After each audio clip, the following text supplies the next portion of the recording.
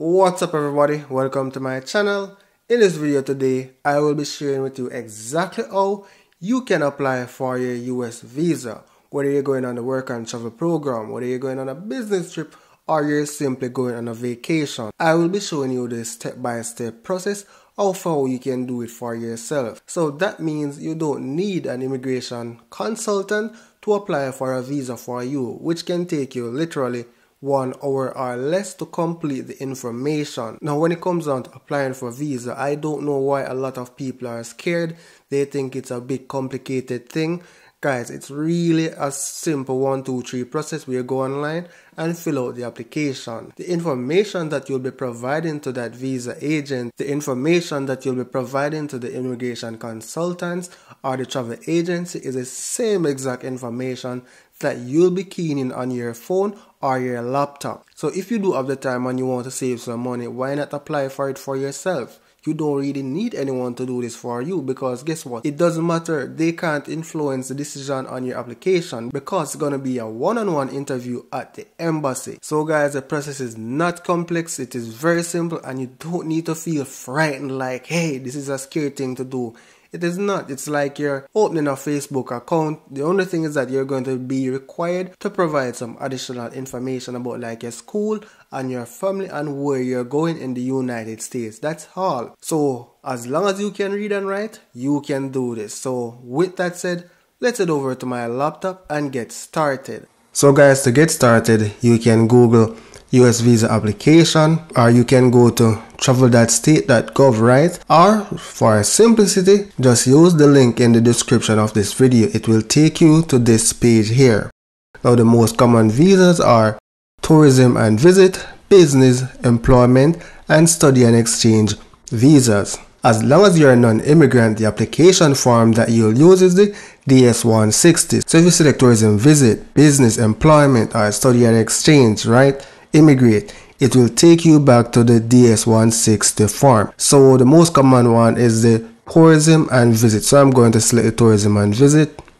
Now let's scroll down. If you select how to apply, it will take you to this page here. So this is just telling you the different types of visas, right? The B1 is for business, B2 is for tourism. So on the DS-160 form, you are going to be selecting the visa type that applies to you. So let's scroll down. Now you want to select this link here that says Form DS-160. Now let's select this. Now before you start the application, it is ideal that you have a passport picture already digitized to upload to your application. Now here, you're going to select your location. So I'm going to select Jamaica. Enter the code shown on the screen. Then once you have entered the code, select Start Application. Now if you have started an application and you did not complete it, you will need to select Retrieve Application. So we're going to select Start an Application. Now I'm not going to read all of these things, but you can read them when you are completing the application. So I'm going to select I agree, because if you don't agree, you won't be able to continue. So let's select agree to make our life simple. Here, you need to keep track of your application ID, because if you did not complete your application or you saved it and you want to continue at a later date and time, then this is the ID that you'll use to retrieve the applications. You want to make sure you save this ID. Now when you scroll down, select your security question. So what is the given name of your mother's mother? I'm going to say Mary for my security answer. So I'm going to select continue. Now here it's capturing all your personal information. So you're going to provide your surname, your given names, which is your first and last name. So for the surname, I'm going to say Gracia, using the exact information because this is just for a demonstration. Juan Miguel, however that is pronounced. Now full name in native alphabet, this would be more like the Hindi type of writing or those Islamic type of writing, right? So in this case you select does not apply.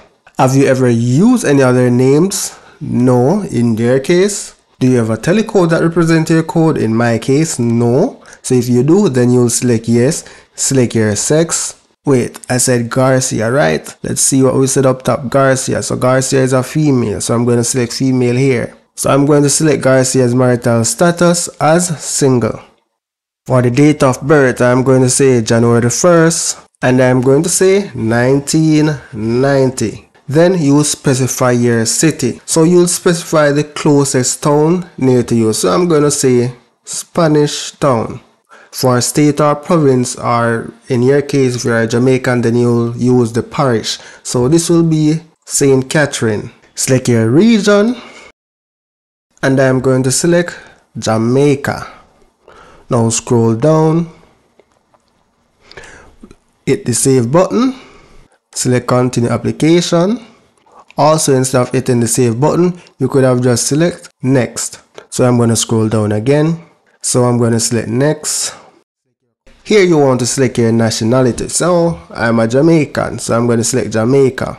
Do you ever hold any other nationality other than what you have previously selected? In my case, no. Are you a permanent resident of another country?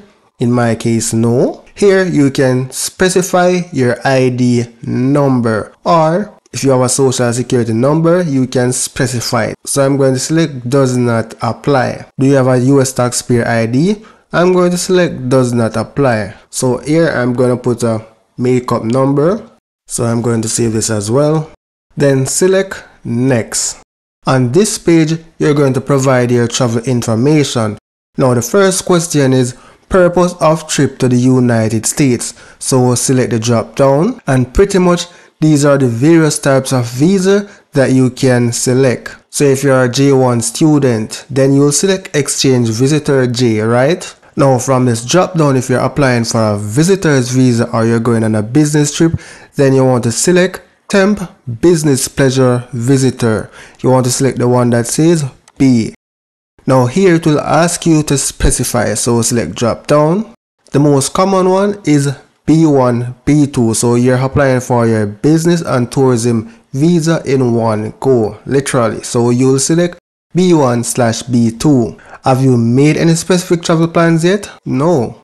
However, they will still ask you to specify an intended date of arrival. So it would be a good idea you have an indication of the time when you plan to travel. So I'm going to say the 1st of January 2024. What's your intended stay in the United States? For the intended length of stay in the United States, select which best applies to you. So I'm going to select 3 weeks. Now, keep in mind that when you're in the interview, you may be asked questions related to these things that you place here. So you have to keep track of this information. When do you intend to travel to the United States? You have to remember January 1st, 2024. How long do you intend to stay? 3 weeks, right? So make sure that the information you specify on the DS-160 form is consistent with whatever you're going to say in the interview. Then the next step is to specify an address where you intend to stay in the United States. So I'm going to say 119 Elm Street, City.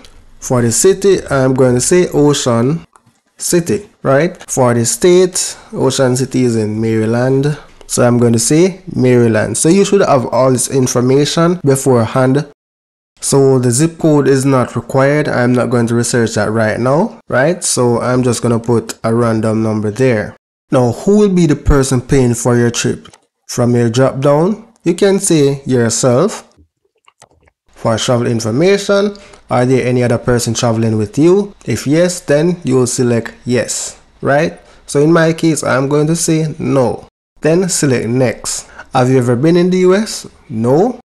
Have you ever been refused a US visa? No. In your case, if you have been refused a visa, ensure you select yes. Has anyone ever filed a petition on your behalf? No. Then select next to address and phone number. So here, specify your home address. So I'm just going to say 16 Jump Street, City, Spanish Town. For the state or province, it would be St. Catherine. For the zip code or postal code, select does not apply, or you could just put 5 zeros, right? Select your country or region. Then from the drop down, you select your country. So in this case, it will be Jamaica for me.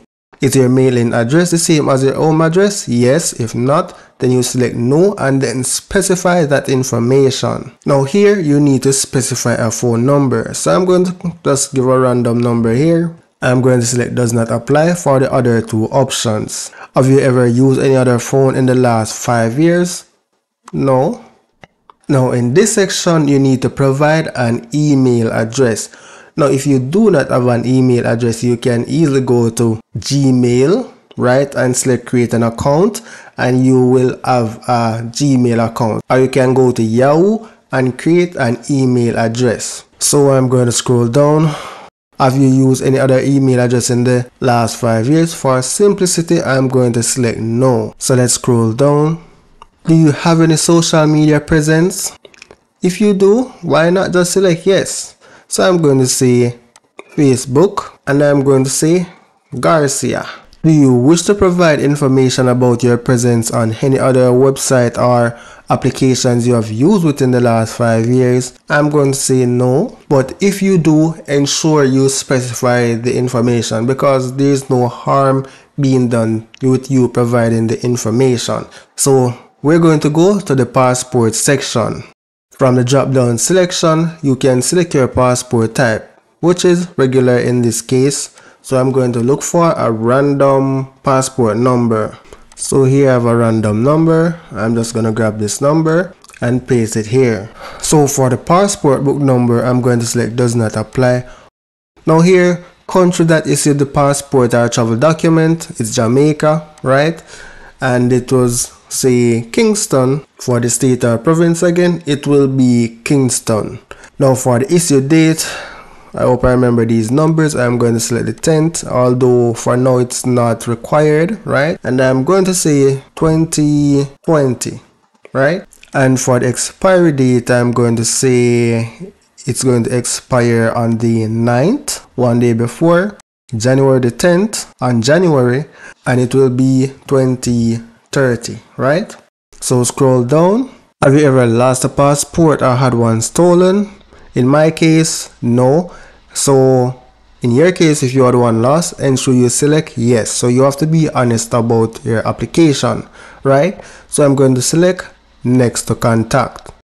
Now, if you're just looking to travel to a hotel and you don't have anyone in the United States, then you won't have a contact person, right? So what you can do, instead of specifying a contact person, you specify an organization. So for example, you could say Hilton Hotel. Now for the relationship to you, then you'll select other, right? And then you'll need to provide an address or point of contact. So for the contact person, I'm going to say James Brown. My bad, I need to specify the last name only, and given names is James. Now for the relationship, I'm just going to say relative, right? And I'm going to be selecting the same address that I selected before, which was the 119 Elm Street. Then scroll down. For the email address, if they do have an email address, you can specify it. However, if you don't know, you just simply select does not apply.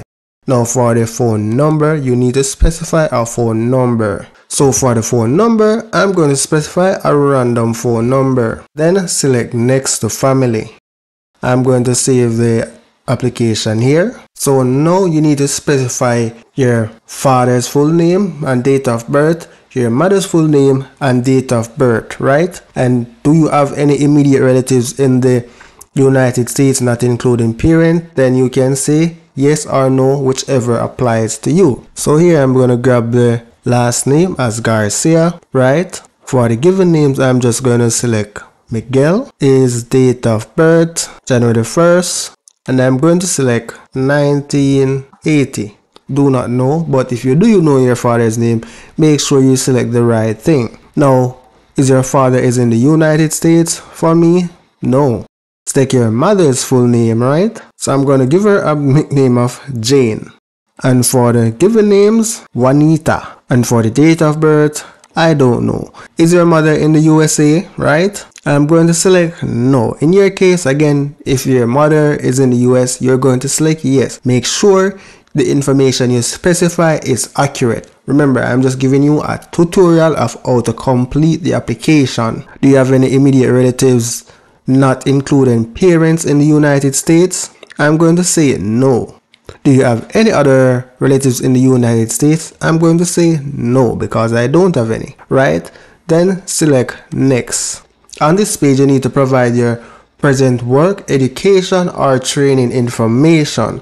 So from the drop down, I'm going to select business. So here, specify your present employer or school name. So I'm going to say Johnny's Pizza. Then you ensure that you specify the address of the business, right? So I'm going to say it does not apply. For the phone number, specify the phone number for the business. Again, random data, guys.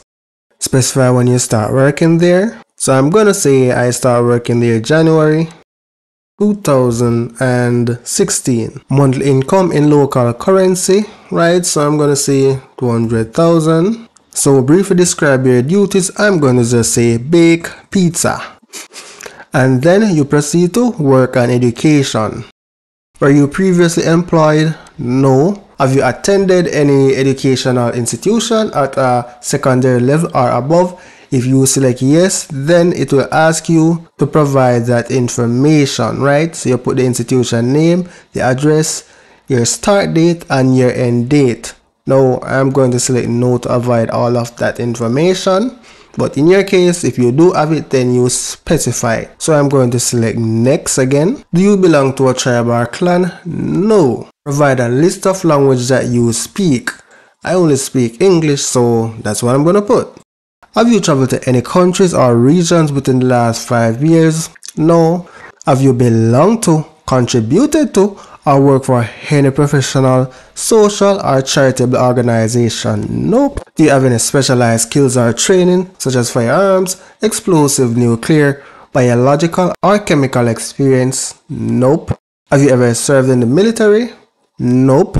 Scroll down. Have you ever served in, been a member of, or been involved with a paramilitary unit, vigilante unit, rebel group, guerrilla group, or insurgent organization? Nope. Then select next to security and background. And we're almost at the end of the application, guys. Now on this page, you need to provide security and background information. So make sure you complete it with accurate information. Take your time, read all the questions, and ensure you answer them correctly. However, the answer is pretty much no for all of them in most cases, right? So I'm going to select next, then select next. So all of these are pretty much no as well, right? Again, take your time to read the questions to get familiar with them. So I'm going to select next again. So I'm going to select nope. And once you select all the relevant answers, then select next. On security and background part 4, we only have 2 questions. So I'm going to select no for each and then select next. So I'm going to select no for these as well. And then select next to go to photo. Here you need to upload the passport size picture for your application. So I'm going to Google to see if I can find a decent sample passport size picture. So I'm going to use this guy's picture here. Select save, then go back to the main tab, choose file. From desktop, I'm going to upload. I hope this works. Once you have selected your photo, select upload selected photo. So it says exceeds the maximum size, so I'm going to try this one here. Open. I'm going to select next again. Now this one works. So I'm going to select continue using this photo. Now on this page, you need to just pretty much confirm that you're fine with the photo. So I'm going to select review. And this is a summary of all the information that you provided. Make sure everything is accurate. If you're not sure about a section, you can always hit edit and then change that information. I'm going to select save here, right? And then select continue application. And then here, select next to travel. And it will just take you through all of the information that is on your application, right? So I'm going to select next again, select next. And make sure you take the time to review your information, guys, right? You can also print the application by selecting the print button here. So when you select print, you can print it to a PDF and save it on your computer. So you'd have to do this for each section. So I'm going to select cancel, then select next. And then here, all you need to do now is to sign and submit your application. Did anyone assist you with filling out this application? No. So now you need to e-sign the application. So specify your passport number and then enter the code shown on the screen. Once you have entered your code, select Sign and Submit Application. Once you've entered the code shown on the screen, select Sign and Submit Application. So here it's simply saying you have successfully signed and submitted your application. You cannot make any changes to your application at this point. Please click Next. Please click Next confirmation button. That's this right here to complete the application process. So I'm going to select Next confirmation. Now this page here is a very important piece of sheet. You want to print the sheet, and this is a sheet that you take to your interview. So to ensure that you have this confirmation page, you can email a copy to yourself by selecting email, specify the email address, and then select email confirmation. Let's go back, right? Or select print confirmation, and then when you select print, it's going to ask you to save it to a location on your computer, and then you can print it anytime you want, right? Now the next step is to schedule an appointment. So I'll be doing a next video on how to schedule your appointment. The link to that video will be in the description of this video.